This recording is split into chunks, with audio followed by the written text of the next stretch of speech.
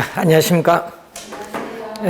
자, 여러분 교재에 이 부동산학 이 총론제인데 세 문제가 우선 출제가 되는 부분이 총론입니다. 자, 시험 문제는 총론은 좀 어렵지 않게 출제가 되죠. 좀 쉽게 출제되니까 여기서는 틀리지 않도록 하시고, 자, 여러분 교재 17페이지 보시면은 자, 이 부동산 개념에서 복합 개념의 부동산, 또 시험 지문에 개념이 또 자주 출제를 합니다. 그래서 이 부동산 자체를 크게 우리가 형태가 있는 이 유형적 측면이라고 해요. 형태가 있는 이 유형적 측면이 있고, 형태가 없는 이 무형적 측면이 있습니다. 자, 이 형태가 있는 유형적 측면에서는 토지의 지질이라든지 지세라든지 집안의 상태를 나타내는 무슨 측면이죠? 우리가 기술적 측면이다. 자, 이 기술적 측면에서 바라보는 부동산의 개념이 유형적 측면입니다. 자, 이 형태가 없는 측면에서는 시장에서의 수요 공급 관계에 따라 가격이 어떻게 변화하는가, 가격 관계를 많이 다루죠. 경제 성장, 경기 변동 이런 건데, 이 경제적 측면에서의 개념이 나타나고, 또 이 무형적 측면에서는 요즘 여러분이 토지 이용 규제의 대표적 수단인 지역 지구자라든지 이 소유권 관계와 관련한 등기 관계 이런 것을 좀 확인을 해야겠죠. 자, 이런 것은 법률적 측면에서 바라보는 부동산 개념입니다. 자, 그래서 시험 지문에 출제를 할 때 이 부동산을 이 기술적, 경제적, 법률적 측면으로 나타내서 이해하는 개념, 이걸 지문에 많이 내거든요. 기술적, 경제적, 법률적이 이 세 용어가 나오면요, 항상 복합 개념 꼭 기억해야겠죠. 복합 개념이라는 걸 염두에 두셔야 됩니다. 자, 그래서 시험 문제는요, 여러분들이 우리 출제를 할 때 이 복합 개념을 가진 이 부동산과 여러분 복합 부동산은 같은 용어가 아닌데, 이것을 우리는 어떻게 돼요? 오해를 해서 출제를 해요. 자, 이렇게 출제하거든요. 이 기술적, 경제적, 법률적 개념으로 나타내는 것을 복합 부동산이라고 한다. 이렇게 출제를 해요. 말을 바꿔서. 그래서 우선 같은 용어가 아니라는 것을 기억을 좀 해두셔야 되겠고, 이 복합 부동산은 이 토지 위에 뭐가 있죠? 예를 들면 건물 이런 게 결합이 된 거죠. 그래서 이 복합 부동산은 이 토지와 토지 위에 이 정착물, 예를 들면은 이 건물이라든지 또는 임목을 예를 들어 볼 수 있죠. 이러한 토지와 독립적인 거래의 객체인 정착물이 결합됐다. 이 부부의 혼인 관계처럼 서로 뗄래야 뗄 수 없다. 이 결합이 됐다는 것은 부부의 혼인 관계처럼 서로 뗄래야 뗄 수 없는 관계다. 네? 결합된 상태 그대로 부동산 거래 활동, 또 부동산 평가 활동, 각종 부동산 활동의 대상으로 다루어져 있는 부동산을 복합 부동산이라고 합니다. 자, 그래서 여러분이 거기에 17페이지 복합 개념의 부동산과 복합 부동산 서로 다른 용어라는 걸 염두에 두시기 바라고, 자, 그리고 이제 거기 중간에 이 기술적 개념의 부동산이 나오죠. 자, 이 기술적 개념의 부동산을 보면은 이 자연이죠. 우선은 자연, 토지는 요거 네 가지를 우리가 알아야 되는데, 어디 소속됐는가? 요거 시험에 자주 내거든요. 좀 기억을 해 두시고, 자연은, 토지는 자연적으로 주어져 있는 물건으로서 유한하다는 걸 항상 염두에 두시고, 시험 문제는요, 요 공간을 자주 출제해요. 시험 문제는 요 공간입니다. 자, 공간 개념이 이제 나오는데, 민법 우리가 제200 우리가 12조 조문이 나와요. 그래서 토지 이 소유권은 이 정당한 이익 있는 범위 내에서 토지에 상하에 미친다라는 그러한 우리가 용어가 이제 나오고 있습니다. 자, 자, 그 그림은 21페이지 보시면은 이 그림이 이제 나와 있죠. 자, 여러분 21페이지 보시면은 요 그림이 나와 있는데 이 지구의 이 중심이죠. 그래서 이 지표상의 이 토지와 지표상의 뭐 토지인 택지, 계곡, 수면 등으로 이해되는 2차원적인 평면 공간인 수평 공간 또는 이 지표상의 공간을 말하죠. 자, 이 지표에서 이 지구의 중심을 향한 공간을 지중공간이라고 하고, 이 지표에서 이 공중을 향하여 영장되는 일정한 높이의 공간을 공중공간인데, 그래서 부동산 활동의 대상으로서의 토지는 몇 차원? 3차원. 지표에서 지하, 공중을 포함하는 이 3차원의 공간을 말합니다. 이 3차원의 공간이면서 무슨 공간? 입체 공간을 말한다. 입체 공간. 자, 우선은 입체 공간을 의미하는 개념을 되겠죠. 자, 이게 공간인데, 자, 이 지표상에 있는 토지를 배타적으로 이용할 수 있는 권리를 뭐라고 하죠?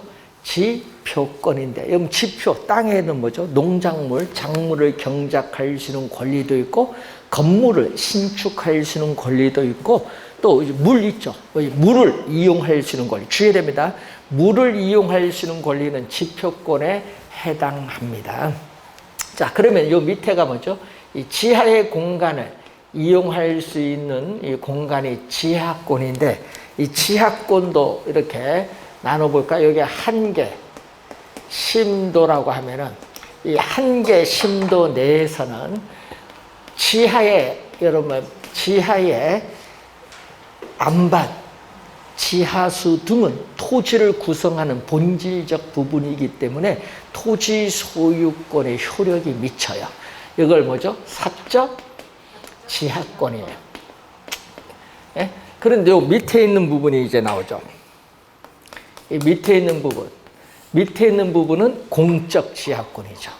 자, 여기는 우리나라 광업법상 광업권의 객체가 되는 지하에 우리가 매장되어 있는, 지하에 매장되어 있는 미 채굴의 광물에 대해서는 국가가 광업권을 부여하는 권능을 가지고 있기 때문에 토지 소유자의 권한이 미치지 아니한다. 소유권 효력에 미치지 않는다. 여기에 우선 좀 우리가 주의를 해야 되고, 또 시험에 많이 나오는 질문이 있죠. 자, 여러분, 요 지하권이죠. 이 지하권 전체를 토지 소유자의 권리로 인정하는 나라도 있지만은, 우리나라와 같이 이 지하권에 뭐만? 일부만 소유권 효력을 인정하고, 요 밑에는 뭐죠? 제한을 하고 있습니다. 우리나라 같은 경우. 자, 그렇게 보시면 되겠습니다. 자, 이 토지 소유권자의 토지 구역상의 공중 공간을 우리는 어떻게 돼요?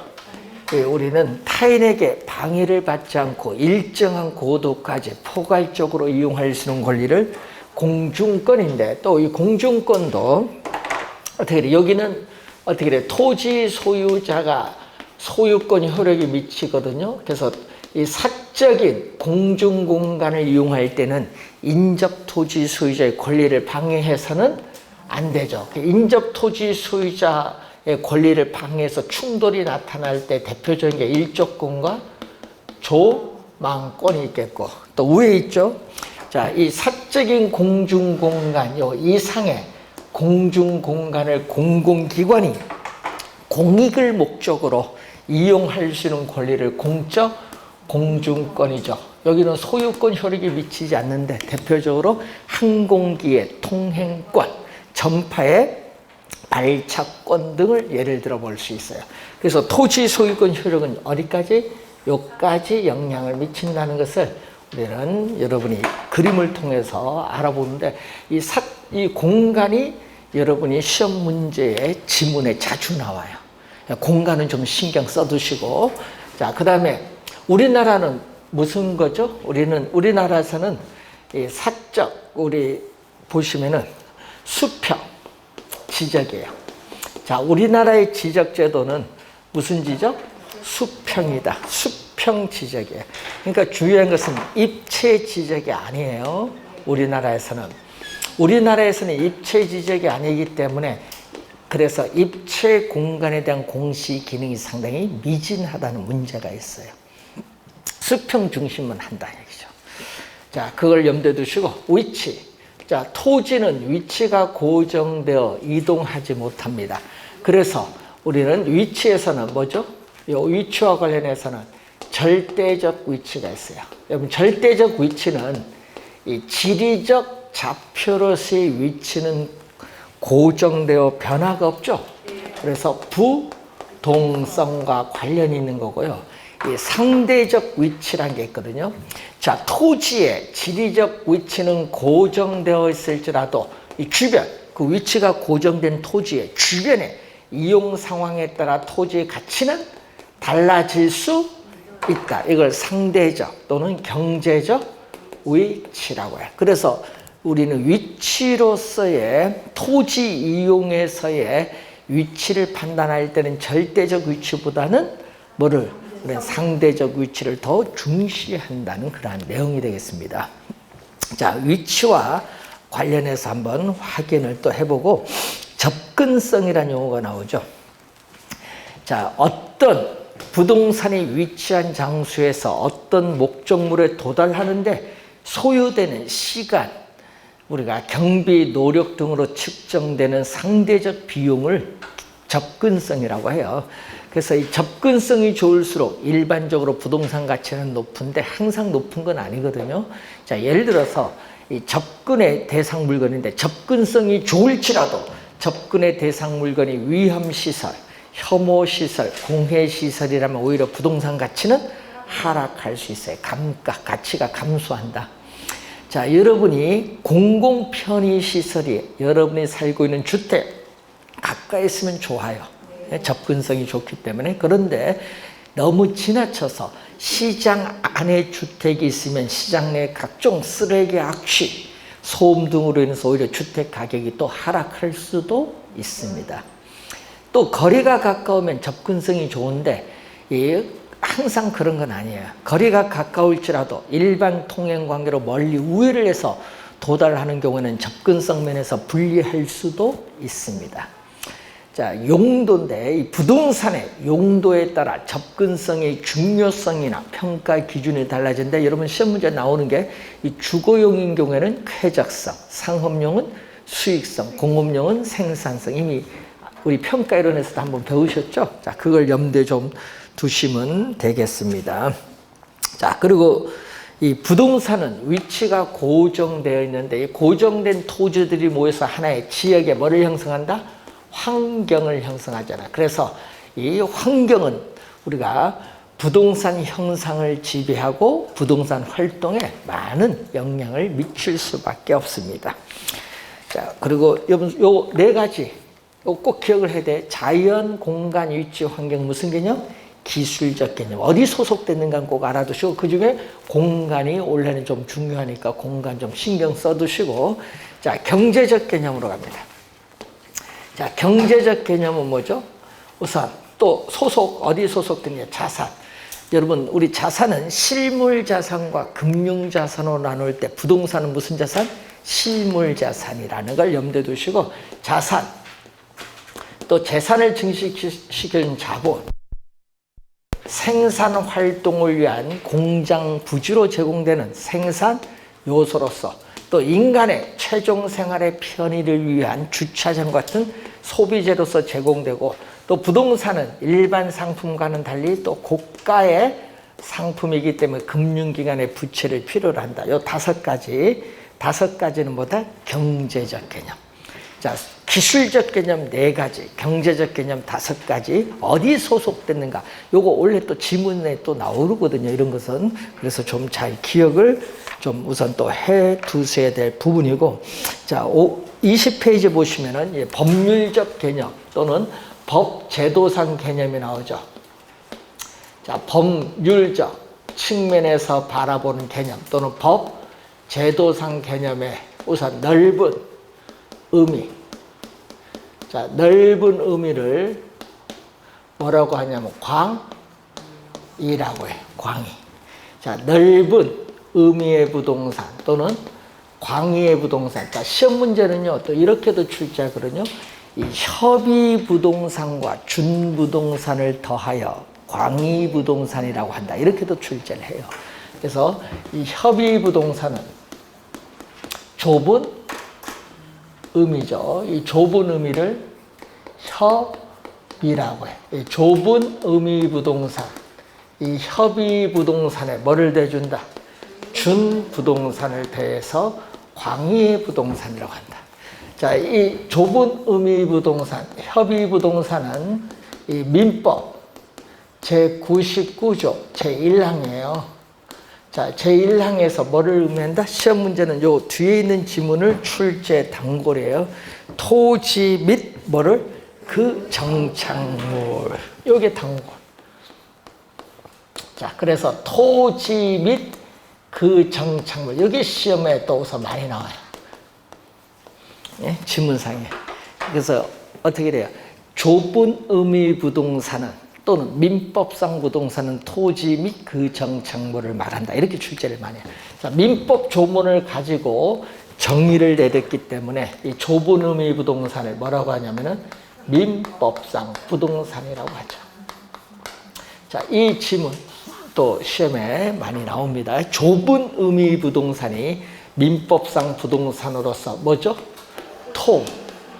토지와 정착물로 나눠볼 수 있는데, 토지는 이미 배우셨던 우리는 민법 제212조 토지 소유권의 뭐죠? 공간적 범위를 나타내고, 이 토지 소유권의 공간적 범위를 입체적으로 규정을 하고 있어요. 자, 이미 저기서 배운 걸 확인을 좀 해두시고, 자, 정착물은 개념을 우선은 보면은 말 그대로 토지 위에 정착된 물건이에요. 원래는 동산이었지만은 토지에 고정적으로 설치 부착이 됨에 따라 부동산의 일부가 된 물건을 뭐라고 한다? 정착물이라고 해요. 그래서 여러분 교재 21페이지 보시면은 거기에 개념이 3개인데 그 중에 요거 우리 두 번째 보면 조준 교수가 얘기한 게 나오죠. 토지에 부가가치를 더한 항구적, 영구적인 토지 계량물이 있고, 세 번째를 많이 내요. 자, 시험 지문에는 뭐? 요 세 번째가 자주 나오는데, 자, 사회, 경제적인 면에서 토지에 부착됨에 밑줄 갑니다. 계속적으로 이용된다고 인정되는 물건을 정착물. 자, 밑줄은 계속적으로 이용된다고 인정되는 물건. 그럼 계속성이 없으면 정착물이 아닌 동산으로 가는 거예요. 계속적으로 이용된다고 인정되는 물건이 정착물이에요. 자, 여러분 29회 시험에 또 여기서 정답 물었죠? 자, 25회 시험, 29회 시험 출제된 게 독립정착물인데, 자, 독립은 뭐냐? 여러분이 토지와 별개의 부동산으로 간주되는 뭐죠? 독립정착물이 있고, 또 토지에 또 뭘로? 일부. 토지의 일부로 간주된 또 무슨 정착물? 종속정착물이 있어요. 자, 이때 독립정착물의 대표적인 게 뭐죠? 건물이에요, 건물. 우리나라에서 건물은 건축물 대장에 별도로 등기할 수 있다. 자, 건물 소유권 보존 등기된 임무, 또 이 관습법상의 권리로서 소유권을 표시하는 방법이 명인 방법인데, 이 명인 방법을 갖춘 20개 집단, 또 정당한 권한에 의해서 다른 사람, 타인 토지에서 경작 재배되는 농작물, 그리고 정당한 권한 없이 타인 토지에서 경작 재배된 농작물도 경작자 소유이기 때문에 법원의 판례에 의하면은 토지와 독립한 부동산으로 본다. 네, 이죠. 자, 그리고 이 종속정착물, 토지 일부로 우리 간주되는 종속정착물의 도로, 교량, 터널, 축대, 뭐 이런 게 있죠. 또 우리 지목에, 우리 농촌에 가면 밭에 도랑 같은 게 국어거든요. 지목, 국어. 또 시험에 주의할 건 매년 경작의 노력을 요하지 않는 나무나 다년생 식물, 자연식생 등은 토지에 일부인 정착물로 간주되면서 부동산 매매 시에 함께 양도가 돼요. 나무, 다년생식물 이런 거는. 그런데 정착물이 아닌 게 있죠. 자, 정착물이 아니다. 정착물이 아닌 건 뭘로 본다? 동산으로 보는데 여기는 계속성이 없는 판잣집, 그리고 다른 곳에 옮겨 심기해서 임시로 식재한 나무 있어요. 가식 중에 수목, 그리고 농촌에 비닐하우스, 또 가건물 많이 하죠. 컨테이너 박스, 그리고 우리 관련해서 또 매년 경작의 노력을 요하는 경작 수확물인 벼, 감자, 옥수수, 토마토, 경작 수확물은 정착물이 아닌 뭘로? 동산으로 본다. 14회 시험에 또 한번 출제를 했었죠. 경작 수확물. 자, 정착물을 구분하는 기준. 자, 정착물을 법률적 측면에서 이 구분하는 기준은 우리가 크게 네 가지로 나누죠. 우선 첫 번째가 물건이 부동산에 부착되는 방법에 따른데 물리적 손상 유무, 건물의 기능, 효용 지장 유무입니다. 자, 여러분 아파트에 있는 인터폰이나 화장실에 있는 어떻게 돼요? 수도꼭지는 뭐가 돼? 우리는 정착물이죠. 물리적으로 손상 없이 제거할 수 있지만 건물의 기능 효용에 지장을 주기 때문에 정착물. 그렇지만은 아파트에 여러분이 설치한 물건 중에 있죠. 벽시계 같은 건 물리적 손상을 주지 않고 벽시계 제거 가능한데 건물의 기능에도 영향을 주지 않기 때문에 벽시계는 정착물이 아닌 동산으로 보죠. 두 번째는 물건의 성격 부합 여부인데 건물의 특정 위치나 용도에 맞도록 특별하게 고안이 되거나 구축된 물건, 아파트 분양받았을 때 여러분이 설치한 샤시, 이것은 특별하게 고안된 물건이죠. 그래서 정착물로 보고 아파트 매매 시에 함께 양도가 돼요. 자, 물건을 설치한 의도를 보면은 자, 여러분이 건물의 가치를 증진시키기 위해서 임대인이 공시를 줄여야 되거든요. 그래서 요즘에 보면 가스스토브라든지 세탁기, 그래서 침대, 에어컨들 다 설치합니다. 그러면 그것은 임차인이 이사 갈 때 못 가져가죠. 합리적 추정으로 보아서 그것은 뭘로? 정착물로 본다.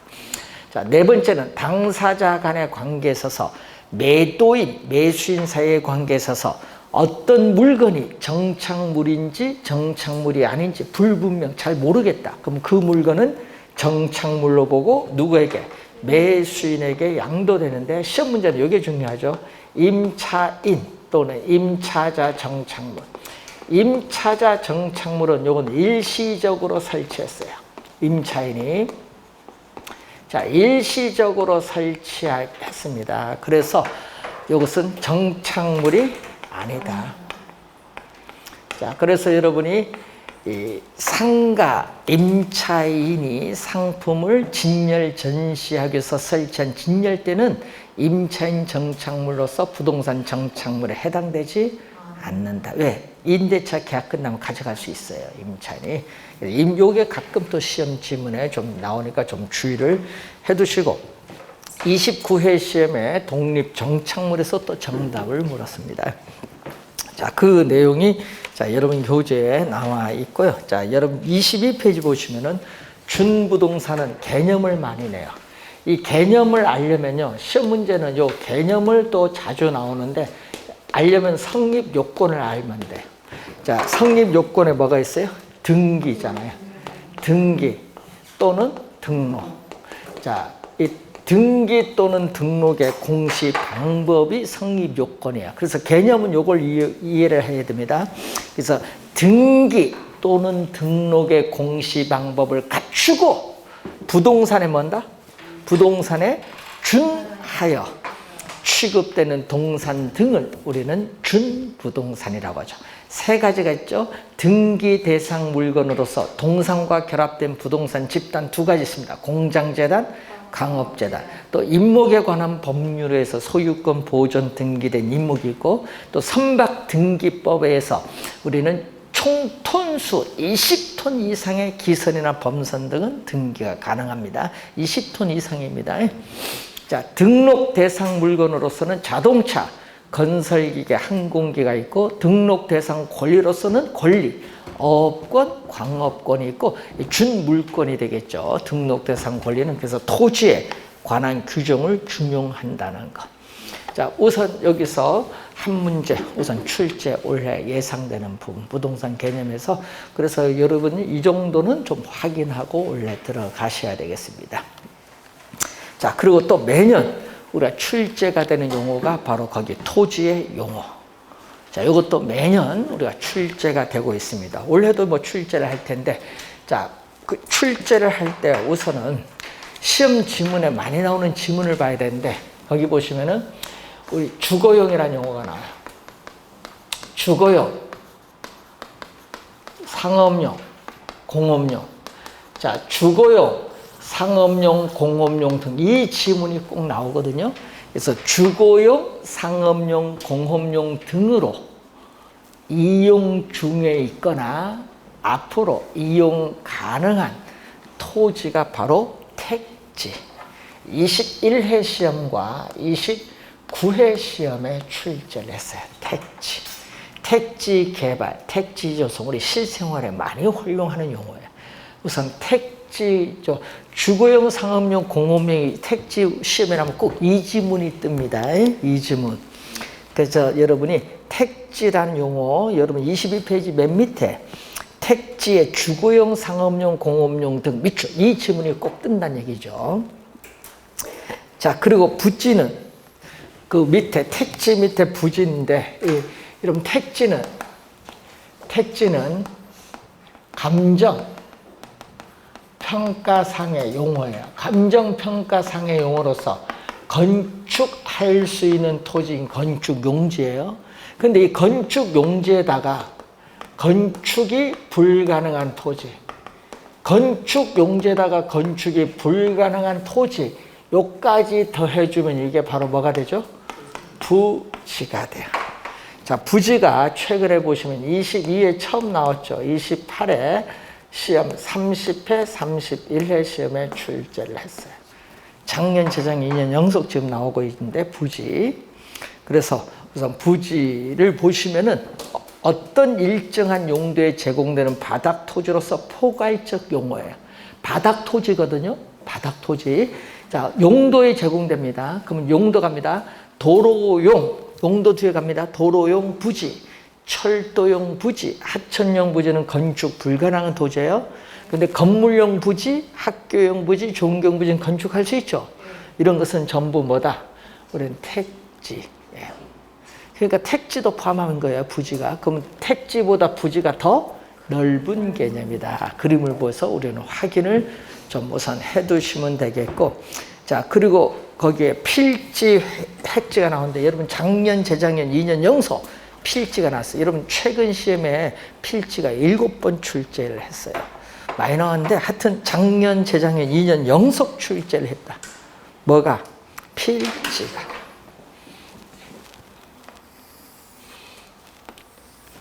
자, 필지이고 또 핵지는 우리가 22회, 24회, 29회 시험에 출제를 또 했죠. 그러니까 이 필지와 핵지는요, 요거 잘 비교해야 돼요. 요거 올해 출제 예상이 되거든요. 필지는 토지 소유자의 뭐를 구분한다? 권리를 구분한다. 토지 소유자의 권리를 구분하여 위한 무슨 개념? 법적인 개념, 법적 개념, 법률상의 단위 개념을 말한다. 그렇기 때문에 자, 필지의 주민등록번호를 우리 뭐라고 하냐면요, 지번이라고 해요. 산 53번지 이런 식으로. 그래서 하나의 지번으로 둘러싸인 법률적인 토지의 무슨 단위? 등록단위다. 등록. 그래서 여러분 주의해야 될 건 이 필지는 토지의 면적과는 아무런 관계가 없다라는 거. 면적과는 아무런 관계 없어. 등록 단위를 말한다. 등록 단위.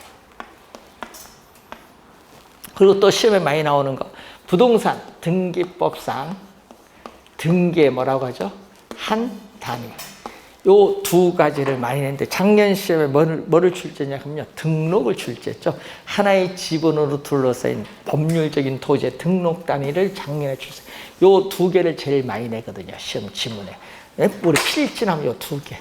그래서 한 개, 권리를 구분하니까 한 개의 소유권이 미치는 범위와 한계를 표시하는 개념이 돼요.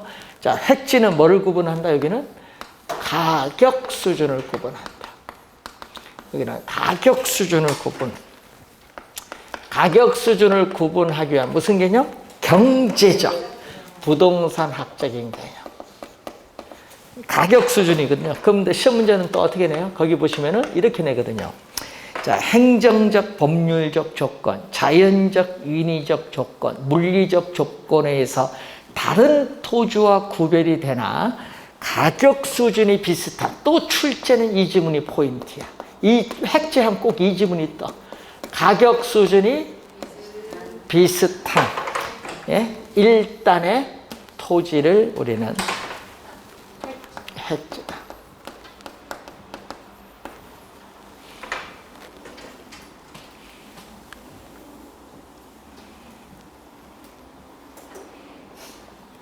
자, 그래서 획지는 토지 이용이거든요. 토지 이용을 가정한 개념. 그래서 토지 이용상, 상정, 가정을 했다. 상정, 가정을 했다. 그래서 이 토지 이용에 있어서 부동산 활동이라든지 부동산 형성의 단위 면적이 되는 1획의 토지를 우리는 뭐라고 한다? 획지다. 획지.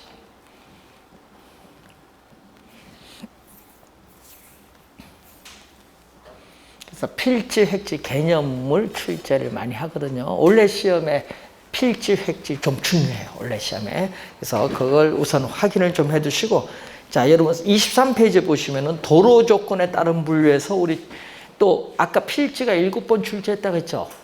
맹지는 6번 출제했어.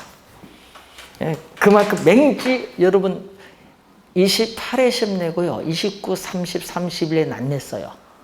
6번 나왔는데 28에 나오고 그럼 원래 출제 가능성은 높겠지. 그래서 도로가 있어요. 자, A라는 토지가 있고 B라는 토지가 A라는 토지에 이렇게 완전히 둘러싸여 있어요.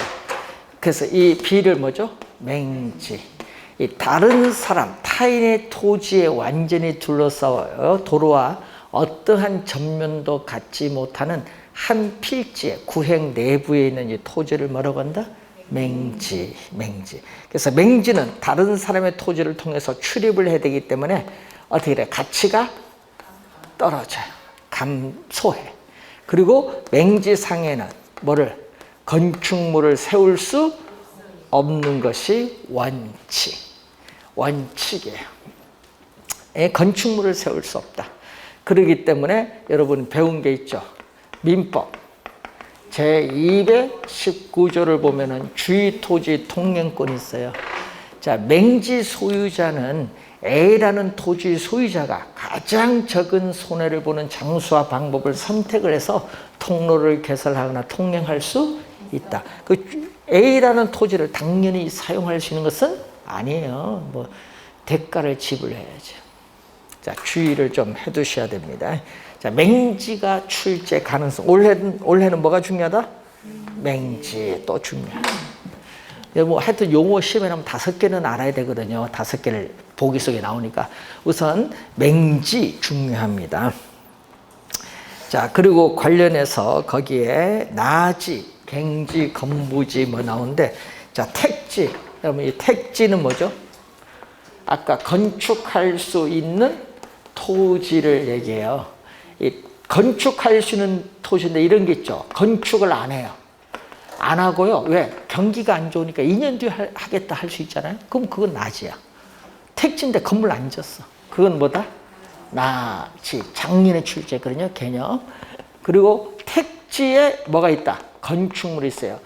건축물의 용도로 제공되고 있는 토지, 건축물 용도로 서 있는 부지를 뭐라고 한다?